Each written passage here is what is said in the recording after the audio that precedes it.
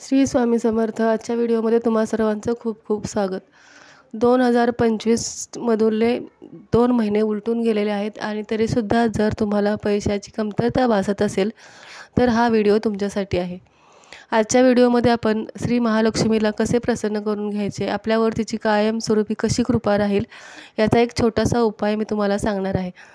तर या उपायामध्ये आपल्याला चला तर मग सुरुवात करूया. या उपायामध्ये आपल्याला कोणत्या गोष्टींची आवश्यकता लागणार आहे. पहिली गोष्ट आहे ती म्हणजे ही कवडी पिवळी कवडी असते ती आपल्याला घ्यायची आहे. ती पॉकेटमध्ये आपल्याला ठेवायची आहे. त्याच्यानंतर दुसरी गोष्ट आहे ती म्हणजे एक लवंग आपल्याला घ्यायची आहे, ती पॉकेटमध्ये ठेवायचे.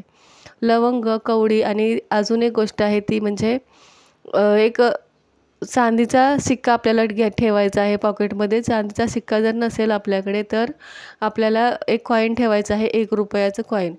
₹1 कॉईन ठेवल्यानंतर अजून एक अशी गोष्ट आहे ती आपल्याला पॉकेटमध्ये ठेवायची आहे, ती म्हणजे पिवळा कलावा, लाल पिवळा जो कलावा असतो त्याचा तुकडा एक आपल्याला पॉकेटमध्ये ठेवायचा आहे. आणि शेवटची गोष्ट जी आपल्याला पॉकेटमध्ये ठेवायची आहे ती म्हणजे लवंग. ह्या गोष्टी तुम्ही पॉकेटमध्ये ठेवायच्या आहेत.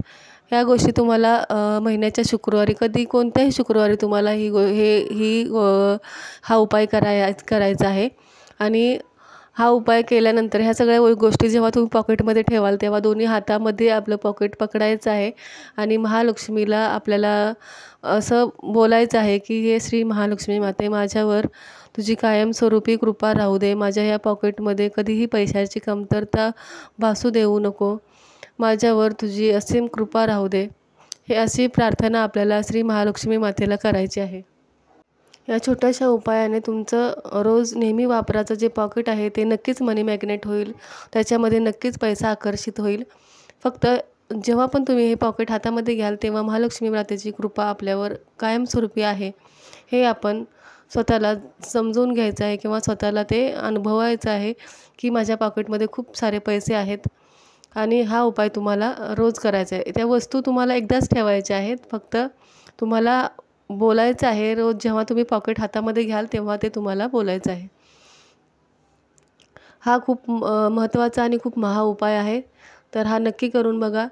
या उपायाने तुम्हाला नक्कीच फायदा होईल. आणि कमेंटमध्ये श्री स्वामी समर्थ लिहायला विसरू नका.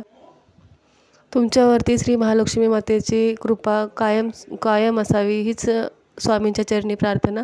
चला तर मग पुन्हा भेटूया पुढच्या व्हिडिओमध्ये. तोपर्यंत श्री स्वामी समर्थ.